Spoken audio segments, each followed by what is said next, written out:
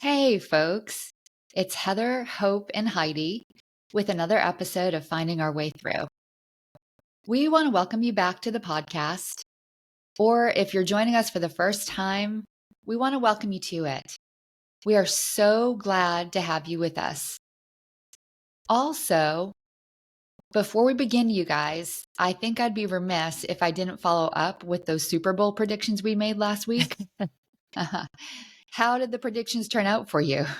Hope, anyone want to say something? Yeah, I mean, clapping for all of us. We all had the same prediction and we were all right. Yay, go Chiefs.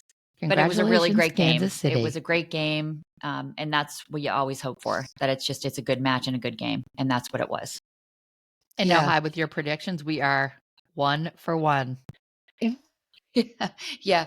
So for our listeners, make sure, you're tuning in next year on the podcast that we're doing the same day as Super Bowl Sunday, right? And then they can place their sports bets after hearing our predictions. Exactly. Yeah. Okay. Well, for what the NFL football comments are worth, LOL, we're going to take off the wannabe ESPN commentator hats and put on our Finding Our Way Through ones. I think those are a better fit, don't you guys think?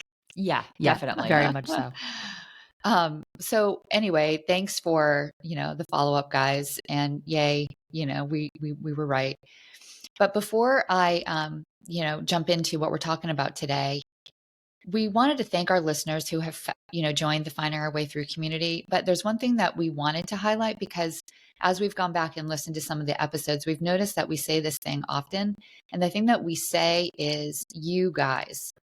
Now, we say it a lot in reference to one another. And honestly, it is part of our vernacular. So in no way is the use of the phrase meant to be contrary or sexist. It's simply the way we interact with one another and truly have been for as long as we can remember. So if anyone's listening who may take offense to the use of this phrase, please know there is no offense intended. Okay? Now, before we get started with our topic for today, Heather or Hope, is there anything you'd like to mention that I haven't, or any additional comments you wanted to make? No, that was great. Okay. Nope. Hope, anything? No. Okay. Well, today we're talking about loss, and more specifically, the loss of a father. Next week, we'll turn to a discussion on the loss of a mother. And what might be helpful is to provide some context to our listeners about our own experience with loss. And so maybe Hope was wondering if you wanted to share a bit of our backstory to help our listeners have that context that I just referred to. Yeah, thanks, Heidi. I would love to share a part of our backstory. So I would start by saying Heather, Heidi, and I are identical triplets, and we are the youngest of 10 children. That's right, listeners. Our parents already had 7 children when they welcomed the 3 of us into the mix. God bless. Babies, yeah, God bless is right. Babies 8, 9, and 10. We always say we were their little surprise package at the end. And when I say surprise, what I mean is we think mom's doctors all thought she was having one child. And so when we were born, it wasn't 1, it was 3. Surprise. Oh my gosh. Life before ultrasound. Life before ultrasound. That's exactly right. And so at the time of our birth, our mom and dad were 47 and 46 years of age, respectively. And our podcasts today and next week are focused on the loss of parents. And it's a topic that the 3 of us know well. Let me explain. Our father experienced a massive coronary heart attack and passed away suddenly at the age of 59. At the time, Heather, Heidi, and I were 13 years old. That's young. Just 9 years later, when the 3 of us were 22 years old, our mom passed away after a 3-year-long battle with uterine cancer. She was 68 years old, 1 week shy of her 69th birthday. Oddly, Our mom died on Mother's Day in the year 1991, which just happened to be about 2 weeks before our college graduations. So the three of us have really experienced what it means to lose a parent. And we hope that our experiences that we share today and next week will help those of you in this community who have lost a parent find some words of encouragement and support. To those of you listening that haven't lost a parent but know someone who has and may be struggling, please urge them to listen to these podcasts in the hopes that they may just find a little bit of relief or even perhaps healing. That's our hope, at least. So hopefully that was a helpful backstory. We've had a lot of experience on this topic and we're excited to share. Hope, thanks. That's great context. Heath, did you want to say anything before we start? No, I think that was perfect. Yeah, Thanks for sharing that, Hope. And I think, how interesting that mom died on Mother's Day. It's just such a way to So sort fitting. of honor, it's so fitting. It really is, So having fitting. been a mom of 10 kids. But, well, I wanted to start by just sharing a quote. So Miriam Greenspan is a psychotherapist and, of course, an author. And she said that there is no life without loss and therefore no life without grief. So if we're alive, loss is an inevitable part of our journey. And as we begin to tackle that, right, this topic of loss, it's something we know everyone's going to experience, in that we'll all lose people we love, and we ourselves at some point in time will be the one that other people are mourning for. And, while it's a universal experience, it can be a difficult subject to discuss. One, because it can be excruciatingly painful to experience for those who have, experienced it. And two, it really is it's a deeply personal experience. And guys, I know last week when we talked about navigating menopause, we talked about this idea of what the culture we live in does or doesn't normalize. Mm-hmm. And so when we're talking about loss or death, dying and grief, those are some topics that just aren't typically normalized. You don't usually find conversations about grief and loss trending social media sites. Yeah. I don't know if you guys have ever found grief videos topping TikTok feeds. Like, no one's saying, "Oh my gosh, you got to go check out that awesome video on death." It was just so inspiring. You got to go. I now. loved it. I want to share it with all of my friends. Exactly. And it's a topic it's that's funny. not discussed. Yeah, it's not. And, even in professions where you think that the subjects might be more normalized and discussed, I mean, for instance, like the profession that I'm in, right? Social work, or medicine, they really aren't. Yeah, I know in my social work program, grief and loss, it was an elective, which just means it wasn't a required class. And if you didn't take it, you weren't going to get any real exposure to grief and loss education before you graduated. And I do think that's true for a lot of other social work programs. But I know in medicine also, most medical schools, they barely discuss the topic, which again seems so strange in a profession where life and death can often hang in the balance. And, here's the case in point, right? I think all three of us have read a book called Being Mortal. It's by Atul Gawande. He's a doctor and an author. For anyone who hasn't read it, it's a great book on aging. But in the book, he talks about, his medical school training, and he says that only 1 hour was included in his medical school training on death and dying. He had a 1 hour discussion on it. And so what he talks about in the book is that when he encountered patients that were forced to confront the realities of their own mortality and decline, it didn't take him long to realize just how unprepared he was to help them. Mm-hmm. And, I'm bringing this up again because I do think there's a tendency to assume there are people who might be better equipped to handle these subjects. But, often we find that our assumptions are proved wrong when it comes to loss. And again, it's corresponding emotional and physical response, which is grief. Yeah. And as subjects, then, grief and loss, they tend to be uncomfortable for people. And because of that, they tend to get pushed to the cultural margins. So here, in the podcast to invite and welcome them to this conversation today and next week as well. We hope, as Hope mentioned, will be helpful and practical in terms of attempting to find our way through them. Because, like we said, at some point in time, we're all going to be needing to do that. And for us, of course, losing our parents, we've been doing that for a long time. So today, losing a father, losing a dad. Hope mentioned that we did. We lost a dad when we were 13. And for those of you who have experienced loss, especially that loss of a father, you know that the experience can be an excruciatingly painful one. Again, I said can be, but that isn't always so. For some people, there's actually a great deal of relief when their father dies. Again, that emotional and physical response to loss, which I said was grief, it has a lot to do with the extent to which we were attached or bonded to the person that we lose. So, it has everything to do with the quality of the relationship that a person did or didn't enjoy with their father. Was the relationship a good one? Was it a bad one? Was there a history of abuse, cruelty? The answers to those questions, they're all contributing factors to the way that someone experiences their grief reaction. And I just want to mention that because there are plenty of people I've worked with who say they feel nothing or they are, just relieved when the parent dies. These reactions, they make sense when you take into consideration the quality of the relationships they have with those people.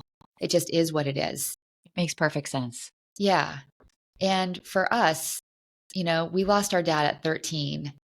Again, that's a really tough age to lose a parent. But at that stage, developmentally, at least we could understand death conceptually. This idea that, somebody was alive and now they're not. And I say that because prior to the age of 10 or 11, children tend to think that death is reversible. Maria Nagy, I hope I'm saying that right. She was a psychologist who studied children's responses to death. So she was studying what kids could understand about it at different developmental stages. And she said, for really young kids, what she learned is that they have a hard time conceptualizing the permanence of death.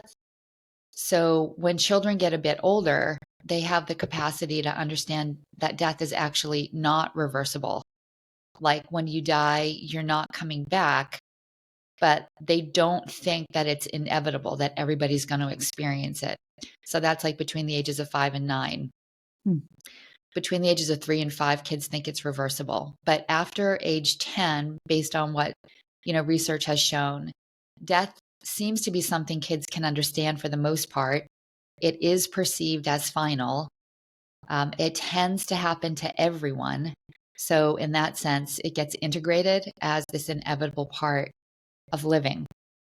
And I think we've also talked, together about why losing dad at 13 was such a tough age as well, because, you don't really know dad as more than just dad at that stage. Again, of course, the ideal version of who we hope dad to be, a provider, an authority figure, a protector. At that stage, there's still a power dynamic that exists, and it creates a different way of relating to a father than the way that an adult child relates to a father. Over time, the adult child has more of an equal sharing of power in the relationship. Again, at least in the healthy parent adult child relationship. Adults don't have to ask their parents for permission to do anything. Adults get to make their own decisions about what they do or, don't do. The choices they make are their own. And so for us, losing dad at 13 was, I'm imagining, quite different than our older siblings losing dad at 33 or 32. There is a 20-year age gap between the oldest and the youngest in our family. So I think that actually would be kind of a fascinating subject for another podcast. I don't know if you guys think that would be true. Yeah, but about how we all experienced it. Yeah, for sure. But anyhow, as teens, our relationship was still very much an over-under one in terms of power dynamic with dad. So when we talk about the quality of the relationship, it's hard because dad was certainly a provider and an authority figure. And after he retired, he became what I think was more present in his relationships with us. But I wanted to know what you guys thought, after he retired, what do you think? You think he was more present? Why don't you start? Yeah, for sure, Hyde. Because prior to that, Dad was very preoccupied, with work and raising 10 kids. And I'm sure that, Dad was always extremely stressed, right? Yeah. Worried about, being able to provide for and support his family. So for sure, after he was retired, he spent a lot more time with us and, was at sports events, etc. Yeah, and I would completely agree with Heather and with you, Heidi. Um, when he took his early retirement, it gave us, I think we would all say we feel blessed for it. It gave us 4 years before he passed where we got to at least spend some good quality time with him. And when I mean that, he drove us to our basketball practices, softball games. I think all three of us remember him being there, and being proud to see us playing whatever sport we were playing. So I think, he was a lot more present in that time after he retired, for sure.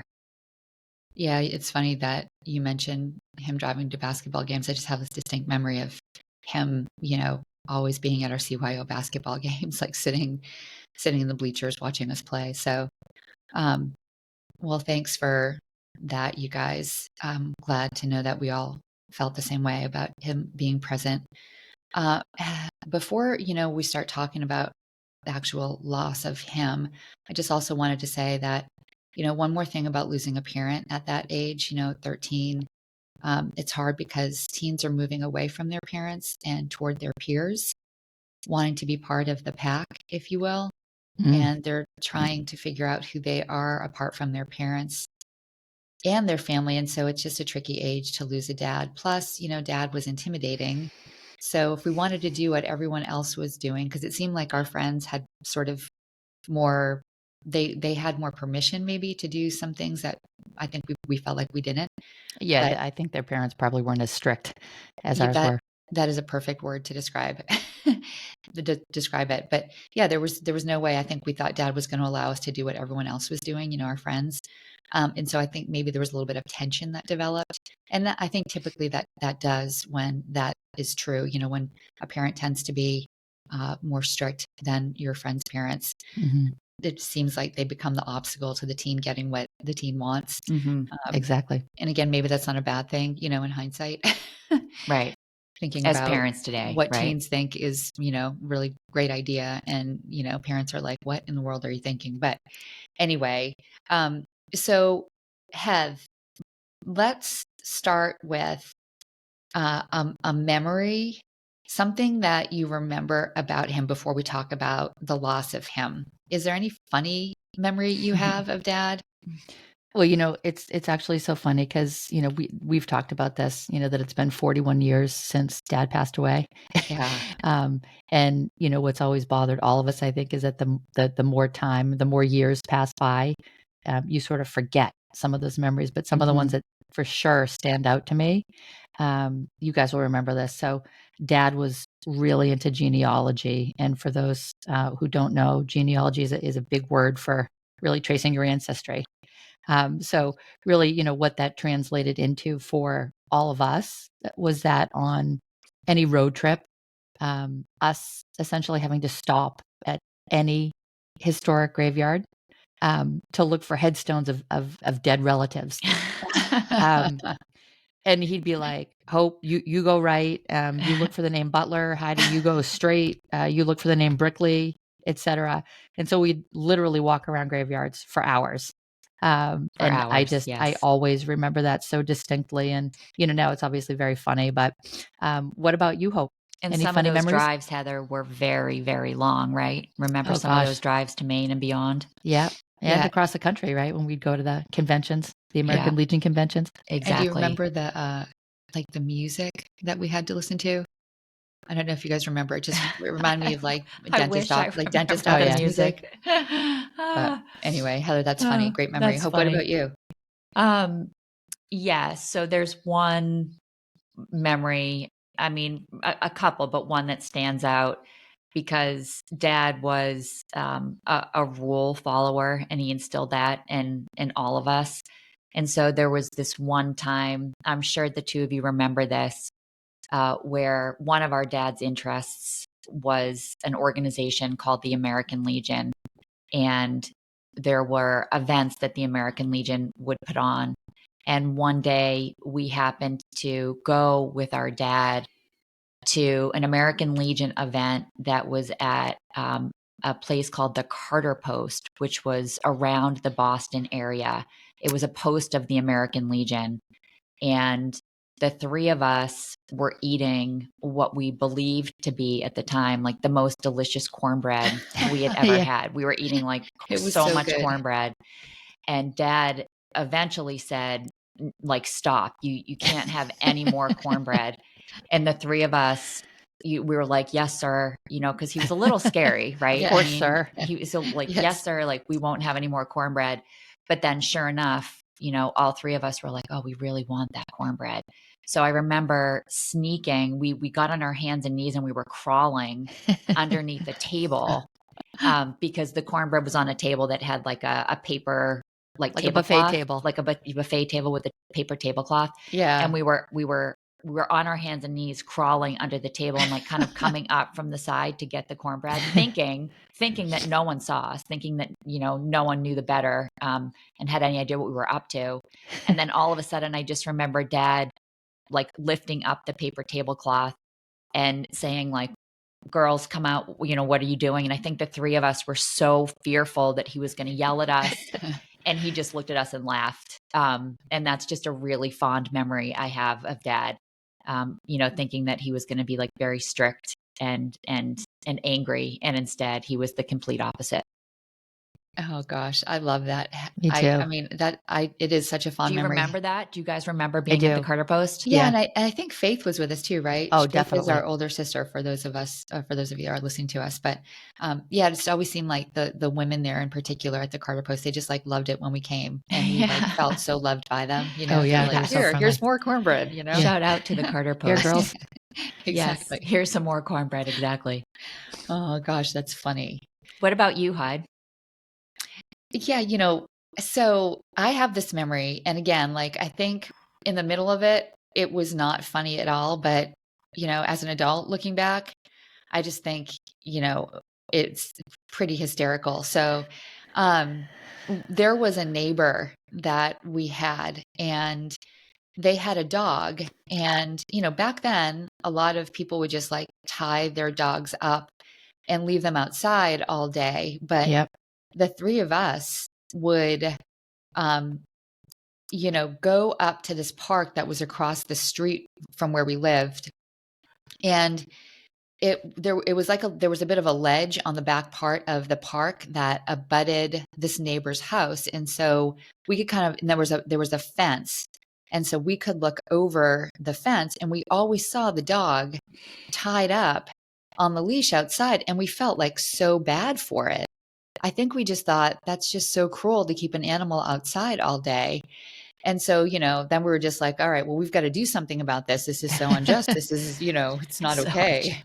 Take And action. so, yeah.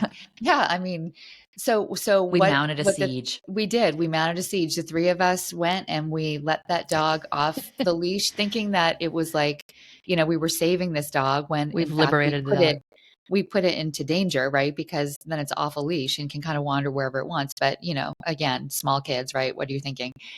And so anyway, so we did that. And what I remember is that night, the neighbor came and told Dad that they thought it was the three of us that let the dog off the leash.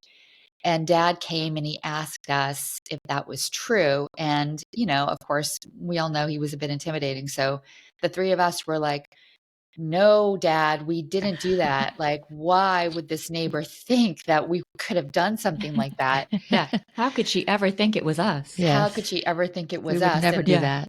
I mean, he totally knew we were lying. And I'm sure somebody saw the three of us, to like suggest that there was evidence to suggest that Yeah. we actually In the did time of no the video deed. Yeah, cameras. exactly. Exactly. And so then, okay, this is the part that I think is just like terrifying, but also so funny when we look back on it. So because we lied, he called the police on us. And and I think we must have been like, I don't even know, like 9 or 10. Yeah, probably. Yeah. But I think he just like, Teach us a thought this lesson. Yeah. exactly. This was going to be like such a good lesson. So I'll teach them. do you guys remember like the police officer came to the house, was like knocking on the door and We're and probably Sure was dad, a hiding. yeah, I'm like, can you imagine? And so dad, like opens the door and he was like, Heather, Hope, and Heidi, there's someone here to talk to you. And of course, we see the police officer, and I don't even remember if we started crying or we're just like so terrified. I don't even know. But eventually, we probably came trembling, clean. right? Yeah. I mean, yeah. Can you imagine? No. Totally came clean, said, yes, we're so sorry we lied. We actually did let the dog off the leash. We were only trying to do what we thought was I right. know. Yeah. Please forgive us. And so, that was the way that dad approached teaching us a lesson about never lying. So that for sure has stuck with me my whole adult life. That's So hilarious. That is so hilarious. funny story for sure. But so yeah, I appreciate you guys just, sharing those stories. Cause like Heather said, it's been 41 years and Yeah. that's a long time to not have somebody present in your life. And so to have, memories like that you can recall and just, bring such a smile to your face, I love it. So thanks for sharing those things. Well, now I think we're going to segue into talking about what it was like to lose him. And I think maybe Hope, I'll have you start with, what do you remember in terms of like where you were when you learned about dad passing? I have very distinct memories, as I'm sure the two of you do as well, because it was a pretty traumatic experience. And I think we tend to remember those exact moments when we've experienced trauma. Yeah. Before I talk about the day, I do just want to say that I think all three of us would probably say in the week leading up to his death, we probably all feel like he wasn't feeling very good. I think we all probably felt like something was wrong and he knew something was wrong. I distinctly remember being at our friend Amy's house, who lived right near the public library in our hometown. This is the Sunday before he died. And I had asked him to pick me up from the library. I was going to walk from Amy's house down to the library, and I knew Dad would be there because, as you both also remember, he was an avid reader. He was constantly at the library when libraries were the thing The norm. before the norm, before Amazon and Yeah. everything else. And Times so have changed, right? times have really changed. And so he picked me up, and when I got into the car, he was holding the steering wheel, and he looked like he was having a really hard time catching his breath. Hmm. And it was for probably 30 seconds to a minute. He just looked like he was struggling to breathe. And immediately my brain, I just thought, like something doesn't seem right. And I immediately went to, oh my gosh, what would happen if something happened to him? So I think like my gut instinct or that intuition, I sort of immediately knew something was wrong. So that was the Sunday before he died. The morning of his death, I distinctly remember going into his bedroom to say goodbye to him before we left for school. And Hmm. again, he seemed as though he was sitting on the side of his bed with his feet on the floor with his head bent forward. And he just again seemed like he was struggling to breathe. So it just goes to there was something going on. Where I was when I learned that he died, all three of us were at the middle school that we attended. I was outside in gym class. I remember seeing two of our older sisters, Stephanie and Deborah. I saw them drive into and park right in front of the gymnasium, which was across from the field that I was in PE class at. We were playing flag football. And I remember seeing them and thinking, that's really odd. Why are they here? And I think I rationalized it because I think this memory is right. I believe the school nurse's office was in or near the gymnasium. And because Stephanie and Deborah were both nurses, I thought for some reason they were there to see the nurse. I think that was my 13-year-old mind trying to rationalize why they were there. And yeah, and so then when I came in from PE class, it was the end of the day. The class had ended. I was in the locker room getting ready for a field hockey game that we had that day. And Mrs. Goodwin, who was one of the PE teachers, came in and she said, "Your sisters are here and they would like to talk to you." And as I was walking from the locker room into the the office in the gym, I knew something was wrong. And when the door was open, I saw our sister Stephanie standing there and she had tears in her eyes. And there was another door. And I looked in and I saw you and Heather, and you both were crying. And I immediately said to Stephanie, "Who died?" And honestly, I knew that it should have been Dad. I don't know why I thought she was going to tell me Mom.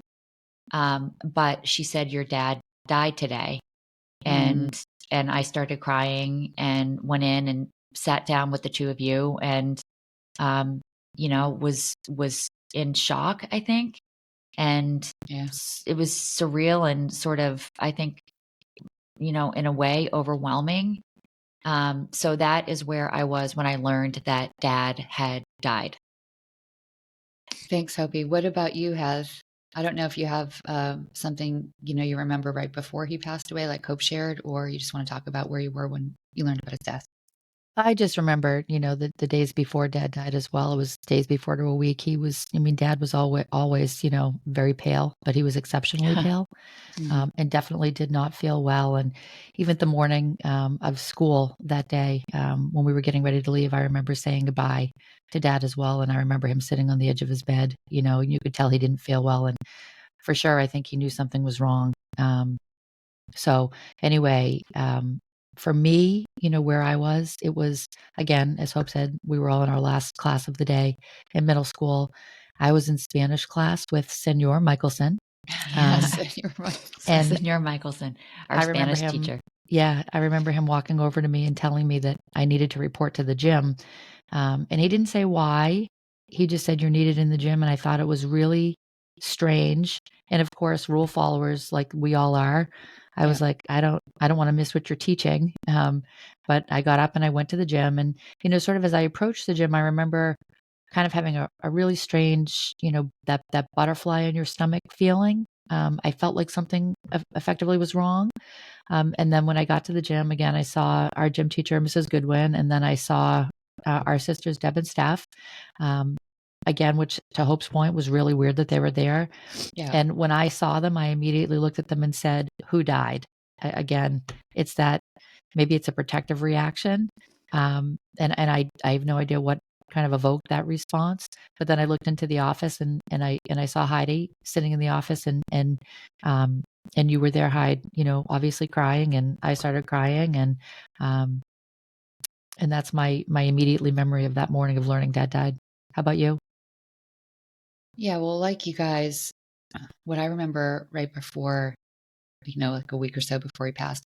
I mean, remember we used to love going for walks after dinner. Oh yeah, Yeah. It was Dad and Mark. Mark, one of our older brothers, didn't live too far away from where we lived, so he would come up periodically and go for walks with us. And um, I just loved it. It was just kind of special to go for a walk and sort of have his attention in that way. But I remember that, when we were walking, he would kind of stop to catch his breath. And sometimes he would sort of hold his left shoulder, which, now I realize it's indication that there might be some kind of a heart problem. But he, I think, was pretty aware that something, could be wrong. I remember, and you guys might remember this or not, he went to the doctor not too long before he passed to see if anything was wrong. And I'm pretty sure from what I can remember, he got a clean bill of health. And so, it was just weird. Are some of those things that just make you go, huh, like, If something doesn't only. really seem, quite right. But Hmm. we were just like, okay, we'll stop and let him catch his breath and then keep walking. Like, there was no other problem. But yeah, I mean, again, some redundancy here because, we have different experiences, but similar in that it was our last class of the day. It was um, Friday. Almost, I just remember how beautiful it was It that was a day. beautiful day. It was sort of like the Sunny day, and warm. yeah, like when the Twin Towers fell, just a beautiful day and like in outside of Boston. And so anyway, but I was in my last class of the day. It was social studies. And, again, somebody came to call me down to the gym as well. And Heather, like you said, role followers, I wasn't necessarily thinking I hate to miss whatever I'm going to miss because I'm not going to be here to hear it. I have to go to the Mhm. gym, but I also thought like, am I in trouble?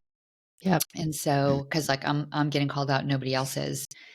And so I walked down and I think I was the first one, to get there. I just remember walking into the gym, into the women's or the girls' locker room, and you could see the like inside the office. There was like a window you could see into. I looked in. I saw the gym teacher, but then I saw Stephanie and I saw Deb, and I was like, "Huh, that is so weird that our two older sisters are here. Like, what's going on?" But literally, Heather, it's like you said, the butterflies. I mean, I felt this like sinking feeling in my stomach, like something really is wrong, and Yeah. I walked into that office and I looked at them and I said, Dad, Dad died, didn't he? So like where you said who died, I kind of thought like Dad died.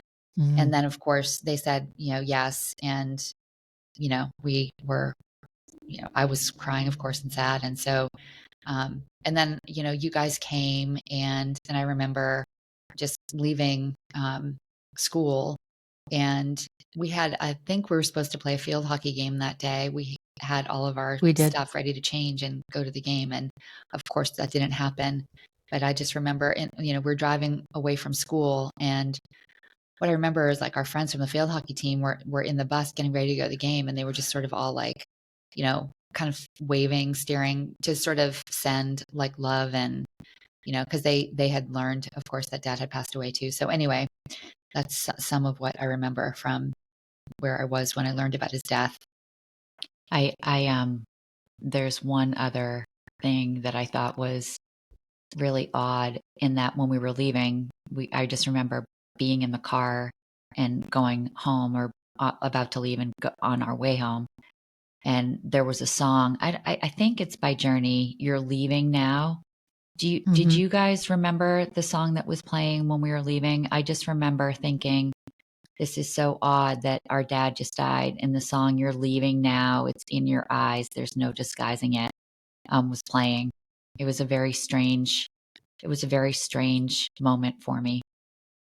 Yeah, it's goes back to that comment you made about mom dying on Mother's Day, Hmm. just sort of odd that we'd be experiencing, trying to adjust and adapt to what we just learned. Dad had just passed away, and like that song was sort of so fitting for the experience. Yeah, I hope that's interesting. I don't remember the song. Had do you? I don't either. I think I was Okay. too much in shock to Yeah. probably focus. Yeah. Yeah. It felt super surreal, right? Like we're driving away and it's like this huge thing just happened. The world kind of came crashing down and like life is still going on around us Yeah. is Is this weird. real?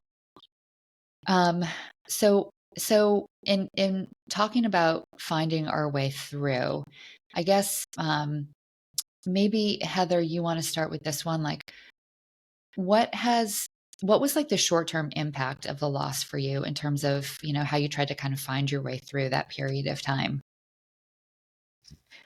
Yeah, Hyde. I mean, I think for me, in terms of trying to find my way through that period of time, um, it was really, reaching out to both of you and having both of you and talking to both of you about it.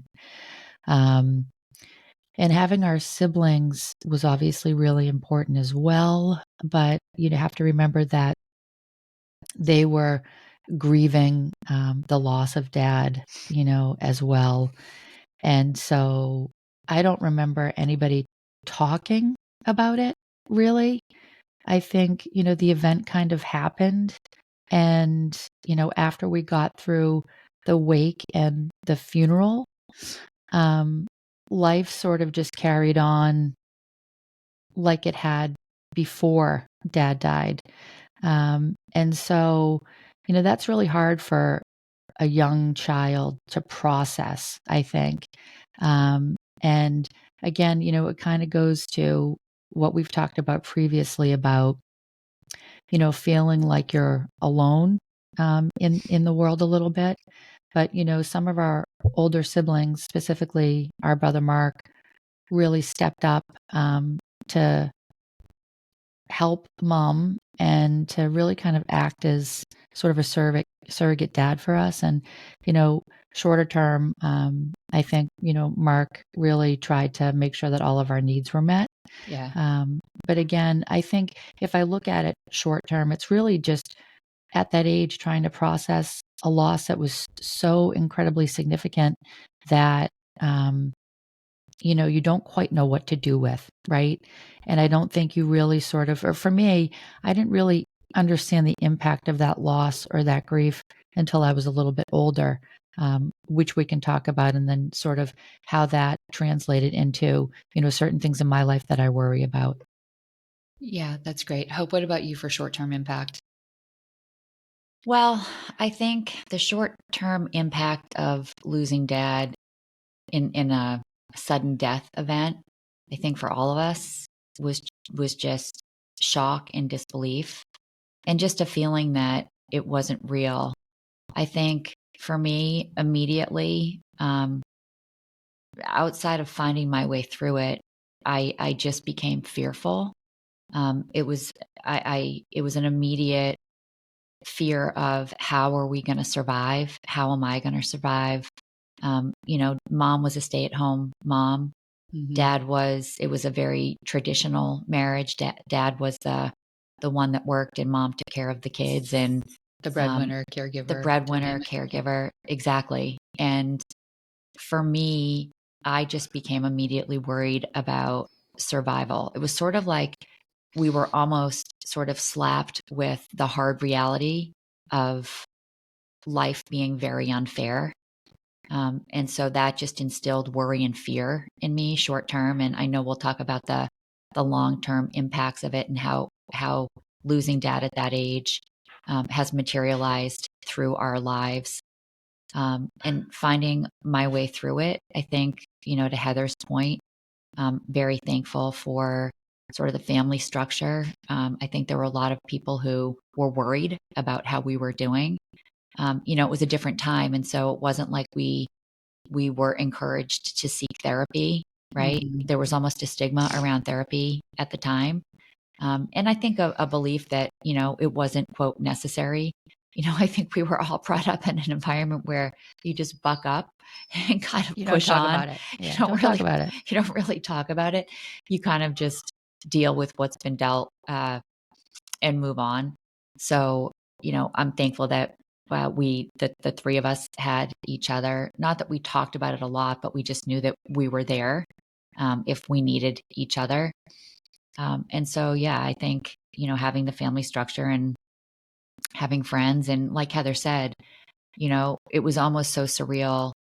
I didn't realize the impact of his loss, really, like Heather said, until I was older. I will never forget freshman year in college, on Parents' Day, was the first time it really hit me, that his death was as permanent as it was, because I saw other people and their parents, and Dad wasn't there. And, I remember mom coming up, and I just finally realized, like, oh my gosh, wow, right. I don't have a dad. And I know that probably sounds a little odd, but I think when you lose a parent when you're that young, you don't realize the true impact of it until you start to hit or see certain life situations. Yeah, it is really about not just what the loss in the present, it's how that loss in the present is going to impact and affect future experiences and loss you might feel. Like, for instance, where other people are enjoying both parents coming to Parents Weekend, you only had one parent there. Yes. Yeah. What about you, Heidi? Yeah, well, I think a lot of the short-term impact for me is similar to you guys. I mean, I think at that age, you just have no real idea how it affects you. You just know this awful, terrible thing happened, and how am I going to move, through it and sort of survive it. And so I think all three of us got busy trying to do that. I mean, I think the three of us started working when we were 13 because we started to worry about financial insecurity, even though we weren't verbalizing it or vocalizing it or talking to one another about it. I think we definitely started to really worry about, making sure we had money to use for ourselves outside of course, what mom was providing in terms of, basic needs and stuff like that. I think also too, probably the three of us started sort of gravitating toward boys. I know obviously that's a point in time in a teenager's life where that's happening pretty regularly, but I think perhaps, at least for me, without even really realizing that's what I was doing, I was moving toward, I think, another male in my life to maybe provide for me some kind of love that I felt maybe I lost through, dad's death. And outside of that, just honestly did what I could to spend time with friends, even really though no one really talked about the loss. It just was what it was. And again, as I've gotten older, for sure, have understood more of the long-term impact and effect that losing a significant relationship like a parent at that age really means for us. So I guess, having said that, Hope, why don't you talk about some of the long-term impact and effect that losing dad at that age has had on you? Yeah. I mean, I came across a quote that I really like. I'm not sure who said it, but the quote is grief changes shape, but it never ends. And I think that's true when you experience a loss in life. And it's not like I feel grief daily, but I definitely feel a sense of sadness, as we talked a little bit about, when there are major kind of like life milestones, Yeah. where our dad isn't there, as well as our mom.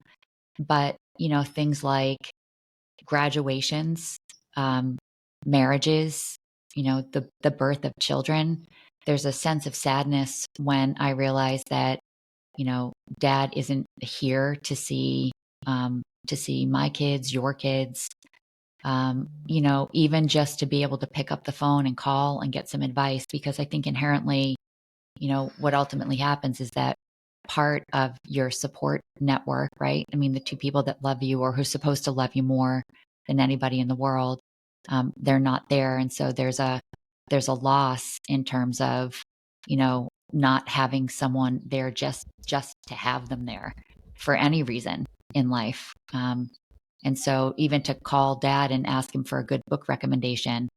Yeah. So I think it's not like I'm carrying a grief sack around day to day, but it's those times when the times that are so meaningful and where you really want someone um, to be there and they're not there.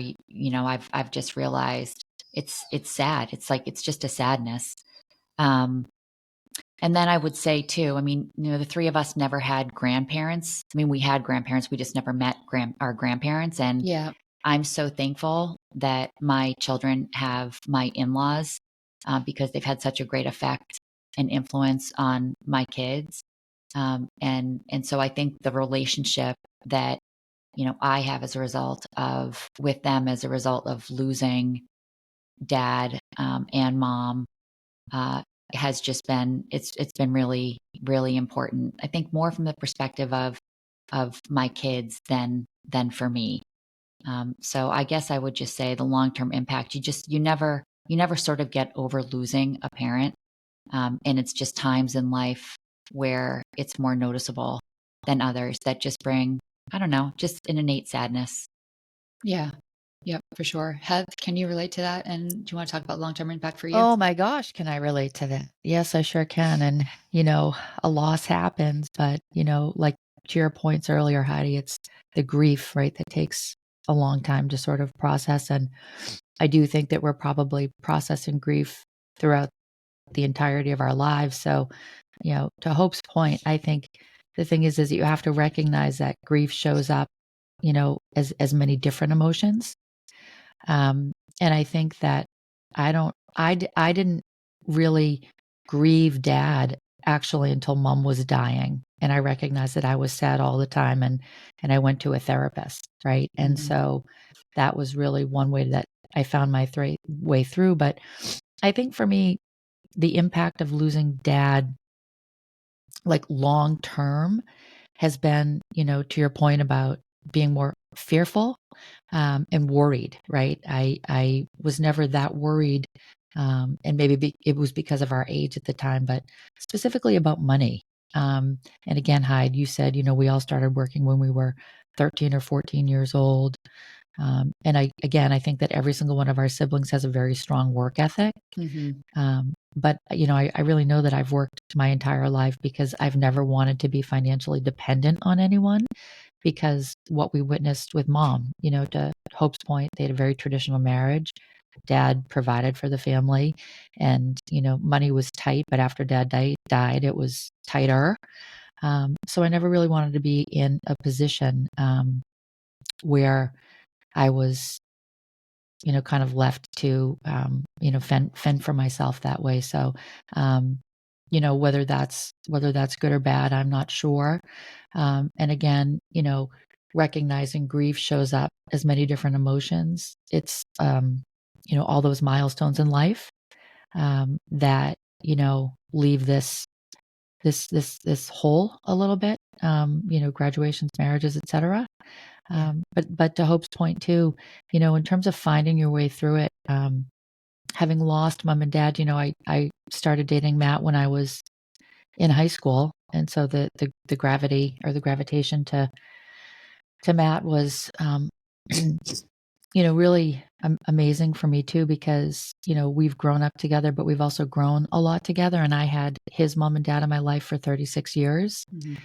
and again, while they're not, you know, while they weren't my biological parents, they served as parents on a lot of levels for me, and I'm incredibly grateful to have had them, especially at points in time when I was feeling really, really sad.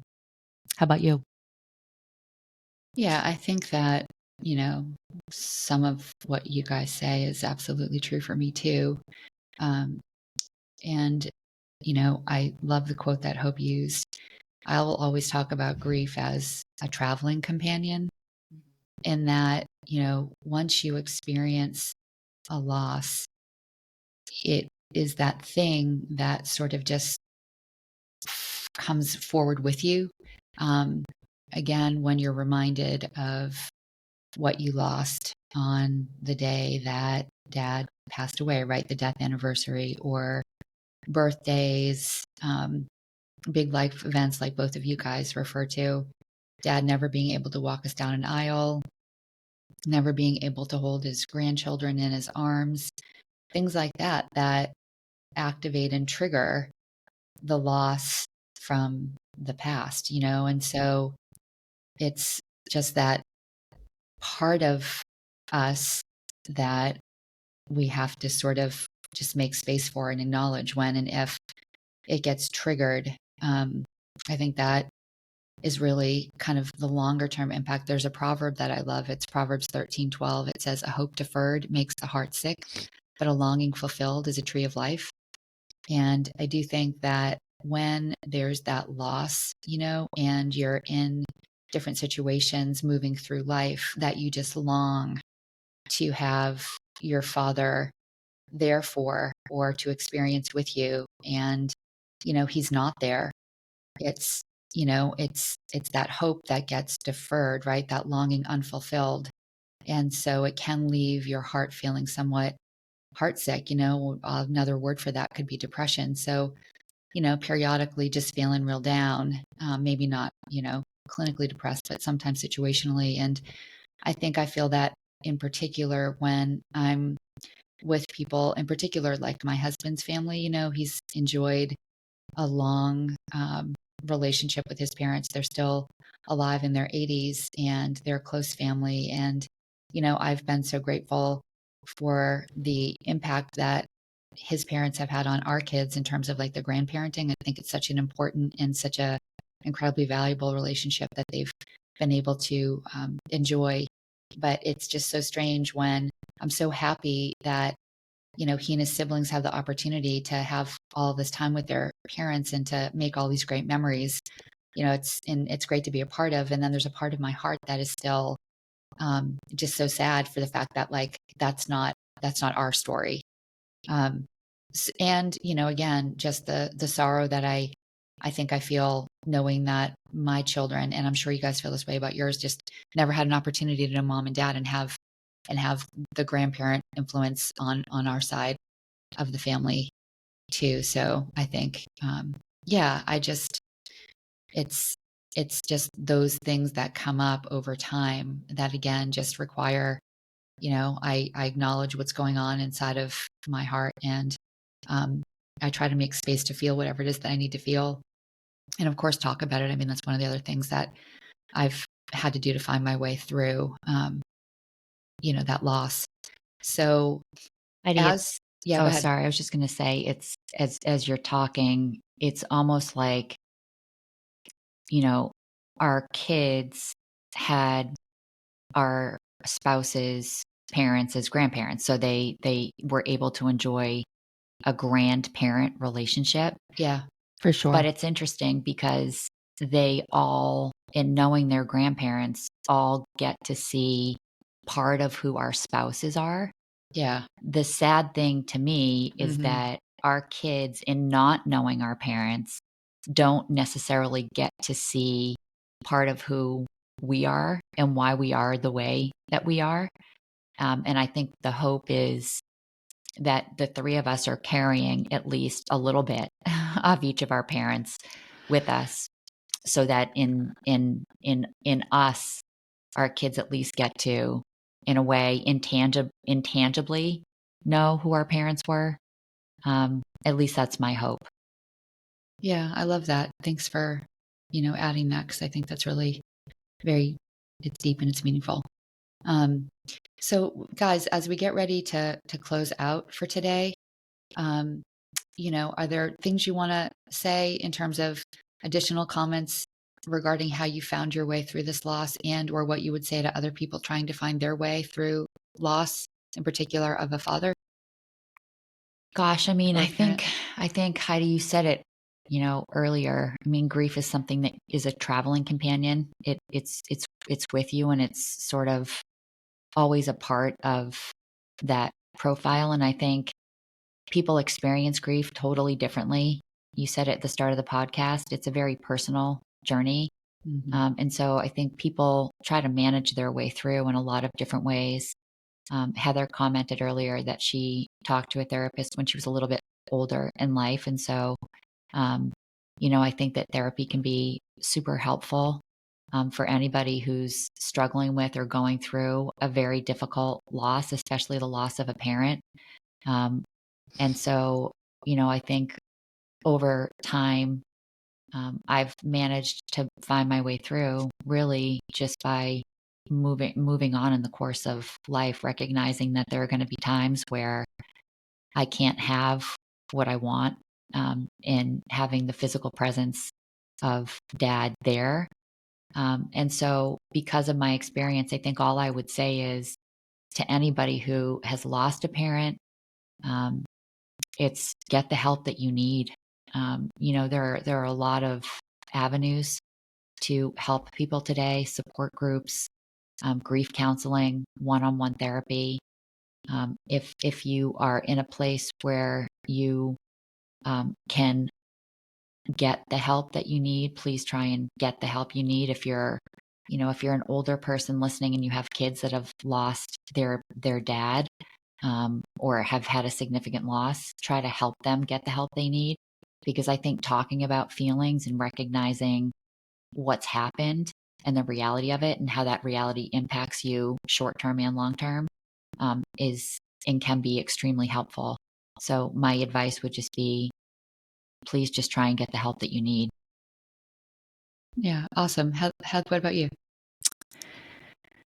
Yeah, so I mean, I agree with everything that Hope just said in getting the help that you need. But I think sometimes too, you might not recognize that what you're experiencing or the emotion you're having is related to, a loss or grief. So again, it goes back to, recognizing that grief shows up, many different ways and as many different emotions. And I think, it's really important to let yourself feel all the emotions that do show up. I think establishing support systems is one of the most important ways to help folks deal with loss. And support systems can be, talking to a sibling, talking to a best friend, talking to a husband, an in-law. You can find forums online. Heidi, to your point, I think there are many different, grief support uh, groups in local communities. I think sometimes it's helpful to, write your parent a letter, to tell that parent what it is you want them to know since the time that they've passed. You could That's a actually have beautiful your idea, Heather. you could have your kids do it as well. And again, I just think it's also allowing yourself the time to grieve. Whether that's in small doses or bigger doses. It's okay. It's okay to feel the way that you're feeling. And again, I think that, to Hope's point, if you can recognize that you need the help, I think do everything that you can to get the help. Yeah. Thank you for that. I think those suggestions are great.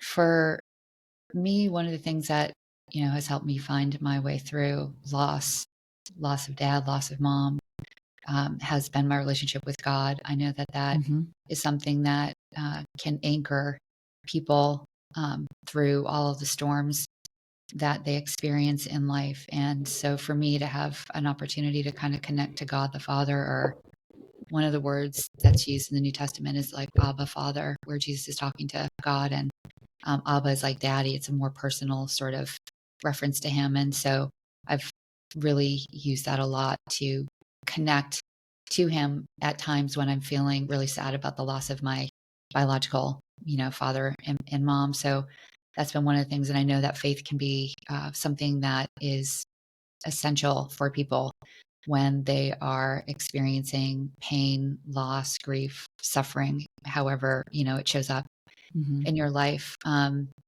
Other things I would say to people finding their way through, in particular, loss from the perspective of a child and an adolescent. Sandra Fox is researcher. She kind of developed 4 tasks of grieving for children and adolescents. So this is just a resource. She said you need to help the child or the adolescent understand or seek to make sense out of what happened, Mm-hmm. grieve or express the emotional and other strong reactions to the event, commemorate in some way the person who died, and learn how to integrate the loss into one's life. And I think as I, reflect back on those 4 tasks, we just really didn't have somebody walking alongside of us, helping us to understand and kind of seek to make sense out of what happened and really grieve. I think we all kind of grieved alone. And I remember Yep. the first time I ever saw some of our adult siblings cry was when dad passed away. Like, just Mm-hmm. seeing them was just so impactful, but nobody was talking about anything. Everyone just kind of, went inward instead of, I think, using our family system in a collective way to process it together. And, some people can commemorate the loss by like planting a tree to remember. doing something, like that can be extremely helpful and gives somebody the opportunity to like go back to the tree that's grown from the seed that was planted and just, reflect on who that person was to them in their lives. And that's really important. But anyway, having said that, I think, anything you can read by Richard Niemeyer, he's, renowned in the field of grief work. William Warden also. Elizabeth Kubler-Ross, of course, wrote On Death and Dying. It's a pretty famous book on the stages of grief. Miriam Greenspan is who I referred to earlier on when I started with the quote in the podcast, but she's written a lot about grief, and her stuff is awesome. And so, guys, I don't know if there's anything else you want to add to, us trying to provide resources for people. You mentioned grief counseling. Thing I would say is, hospice organizations are phenomenal. I've had nothing but great experience with people that work for hospice, people who I know who have used hospice, can't say enough about it. And so they have great grief groups that people can access. There's another program called Grief Share also that you can find in local communities. And, I've heard from a lot of people that that's been extremely helpful as well. So it's called Grief Share, and I think you could find it at griefshare.com. But other than that, anything you guys want to add? No, Nope. I always like the only thing is that going back to something you said about, faith, and just a way that I've always in my head processed losing our parents at a young age was that, isn't it interesting that we were brought into the world together? So we always had two people to walk side by side with us. I love that. And, it's interesting that you're talking about that. So I'll just share this real quick. So, people talk about tears, like creating space to feel whatever you're going to feel. And a lot of times when you lose somebody, it's tears, right? It's sorrow.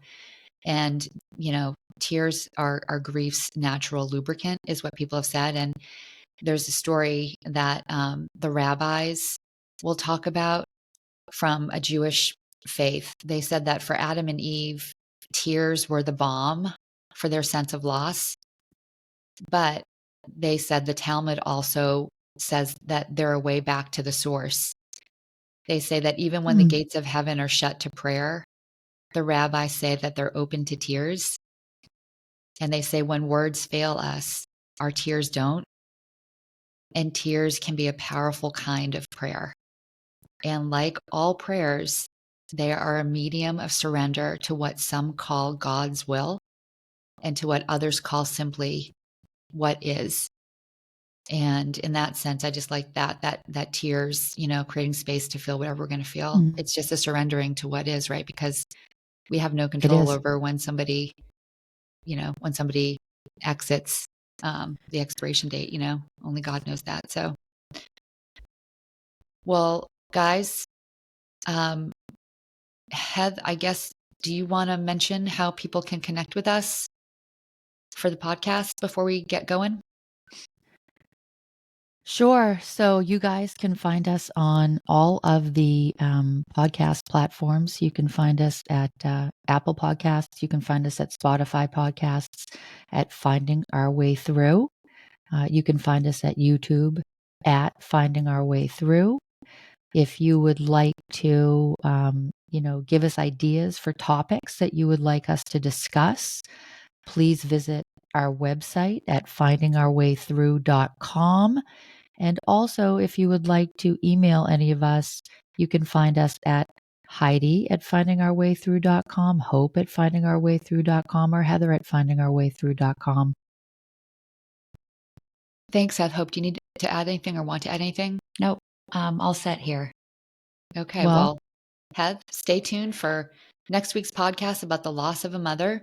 And Heath, you want to sign out with our signature farewell? I would say we hope you find our way through to next week's podcast. And remember, you got this. You got this. You got this.